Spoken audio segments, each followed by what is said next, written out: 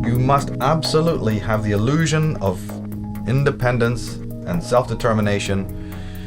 And we have a problem then. We have a problem that to really, really be independent, to really be an individual, which in psychological terms is called individuation, that's difficult for most people. It's kind of tough. It requires work. It requires, to think and act in moral ways, and that's just too much trouble. I wish there was a halfway, stage. So the media goes, well, there is. We'll sell you the fashion of independence. You can buy into this. You can be a goth, a punk, you can be straight, you can be gay, you can be macho. We'll sell you all sorts of images to decorate your inauthentic life. And that will pacify you because there is a voice that's kind of screaming inside of you that you're not living an authentic life. We know that. We know that's a tough voice to live with. But you also can't really do anything about it because, you're lazy and you're weak. And you realize what you would have to sacrifice or lose if you really took the true moral way. The way of selfhood and the way of finding out who and what you are. We know that's difficult for you. So what we'll do is we'll manifest a bunch of simulacras. We have a whole industry creating false personas. But if you buy into that, and it's very easy to do that. I mean, it's just a matter of going down to the hairdresser and coloring your hair pink and wearing a couple of earrings and getting a few tattoos and, having a big t-shirt with anarchy written on it. But you're the last person who even understands what true freedom and anarchy is. But don't worry about that. Well, the world is full of those kinds of people, isn't it? But do you see it as being any more free? If that was ever going to solve the world's problems, what happened in the 1960s when everybody was free, quote unquote? Where's the love now? Did it stop wars? Did it stop evil men ruling the world? Did it stop genocide? Did it stop the mutilation of animals and abattoirs? Tell me what one thing that the hippie movement or the punk movement of the 1970s achieved. Well, I'll tell you what they achieved. The leaders of the punk movement are living like pashas and maharajas in $1 million houses over there in Bel Air and also in Los Angeles. Billy Idol has a fleet of Harley Davidsons. That's what happened. That's what happened. But they're wearing a hammer and sickle.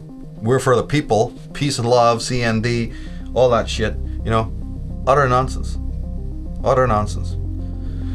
Maybe the man from within who's completely incognito, who's working within the system, suit and tie, would never you'd pass him by on the street. Maybe those people will do more damage to the evil status quo than all those hordes screaming for reform, Because it's not just a mass of people label reading, running away into these inauthentic models.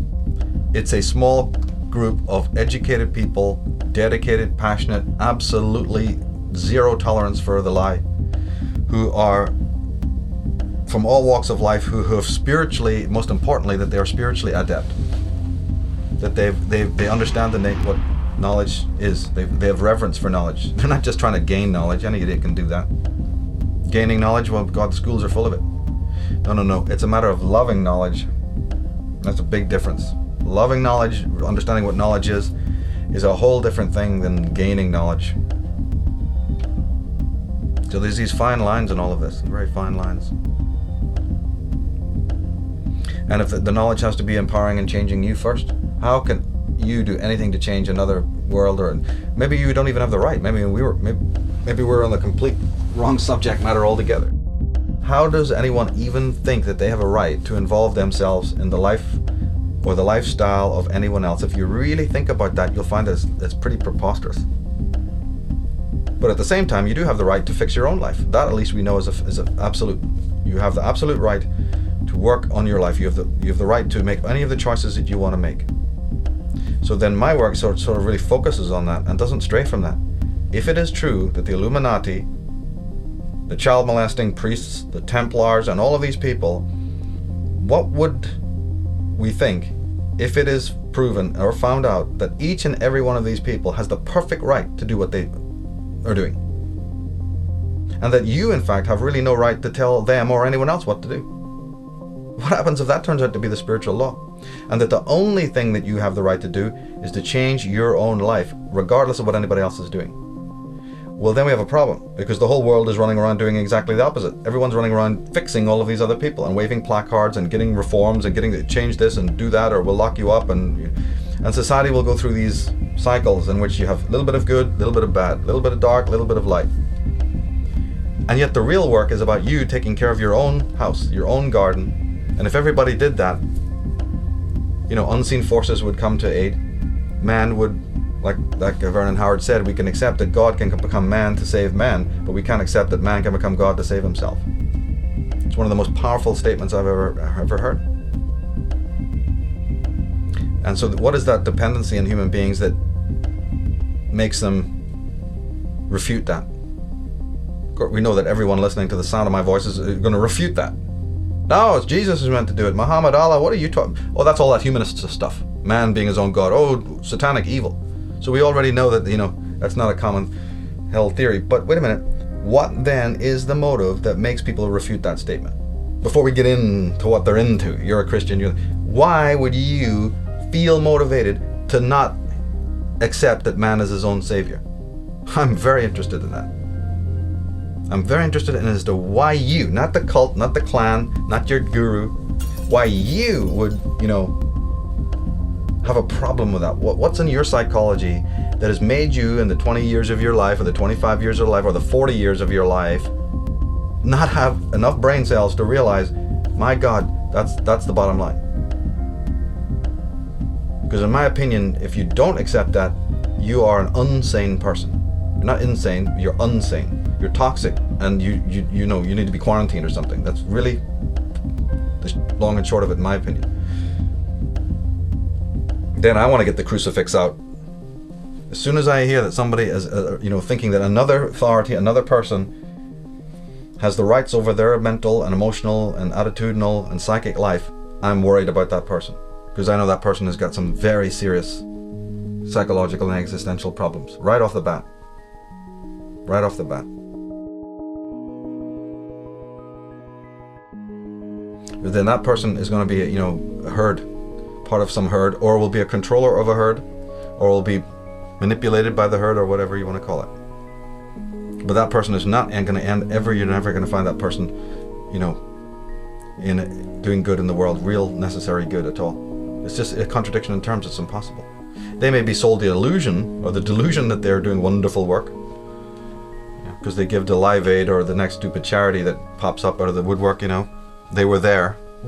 Great, you were there, yeah. Well, we had Live Aid, didn't we? When was that? 1982 or something? Did the world get any better?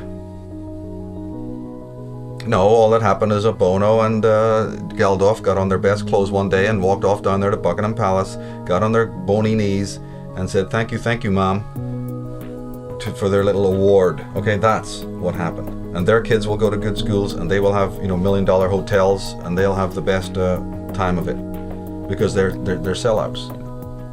They're people who sold out or were already working for this cult of Dionysus, people's champions, in order to lead you away, just like in the Monty Python Meaning of Life. Follow Andre, the waiter.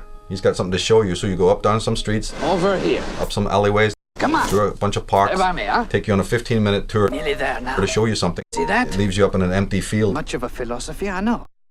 Fuck you. And then gets angry with you. Fuck off. You don't think it's very much. Don't come following me. Yeah. So keep on following Andre. That's what every guru, every priest, every politician is telling you. It's all tomorrow. Every scientist, you're going to have it tomorrow. You're going to have it tomorrow. You can't have it today, because we don't live in the now. We live in tomorrow's world. Tomorrow doesn't even their own science proves tomorrow doesn't exist, but they're going to tell you it all exists in tomorrow. So the fundamental line is, discover that there's a hidden hand, mind controlling the world, operating to keep you down. Understand that you are a participant in that, because you are allowing those hooks into your flesh. I've said it many times, and I said it recently, said it last year. You must distinguish the difference between saying, have I been sold a lie? And the difference between, yeah, but have I bought a lie? Because there's all the difference in the world attitudinally between those two statements. You are being sold a lie. But that's the perfect right of that salesman to sell you a lie. The universal force doesn't care about that. Universal force's judgment, field is not really operating on that frequency at all. The judgment field, the whole spiritual ball of wax begins based on whether or not you bought that lie. That's the clause, that's the nuance, that's the difference. It's a no different a rule than anything that applies when you're shopping downtown. I can't even think of how it would be different. This person prefers Gucci over, Versace. This person likes the Levi's over Wrangler. They have the right to sell you whatever they feel like. They have the right to even believe what they feel like. Somebody likes cappuccino, somebody else likes latte, mocha, right? Choice must be there. The decision is yours.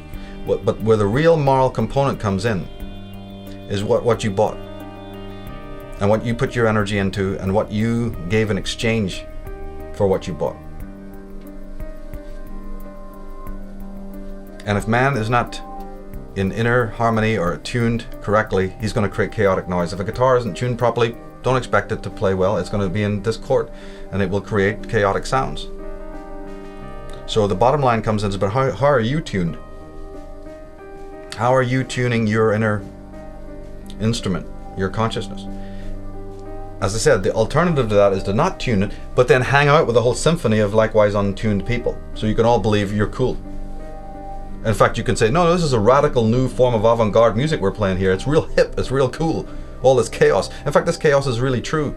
This chaos is the ultimate form of music. But that's just you mind controlling yourself into believing that your chaos is order.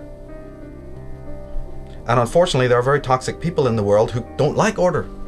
They want chaos because they feel good in that chaos, and you're providing it for them.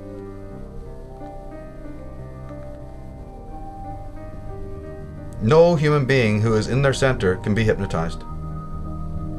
That's what needs to be remembered. No human being who is in their center, who is being guided, who is close to their intuition, who's a sharp critical apparatus, who's got a sharp sense of judgment, can ever be manipulated. Not for any permanent or lasting length of time. They can be diluted temporarily perhaps, but it's like a muscle you have to keep on working on, a muscle you have to keep on sharpening, like anything. And I really believe that a lot of the obstacles and challenges and tragedies that are occurring in the world, that's what this is for. This is the grinder. This is the thing that's sharpening the blades of intelligent people. You have to have friction. I'm sorry, it just happens. You can't sharpen an axe or a beautiful blade without that grinder, without that sharpening apparatus and the friction that's caused and the mechanics of that. So it's the same way with sharpening consciousness. You must have this whetstone of the world in order to sharpen your mind and sharpen your consciousness, so that you come to see some of the meaning in all of this.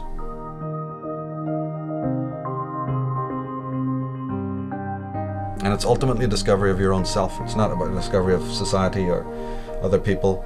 All of it is a discovery of who and what you are, ultimately.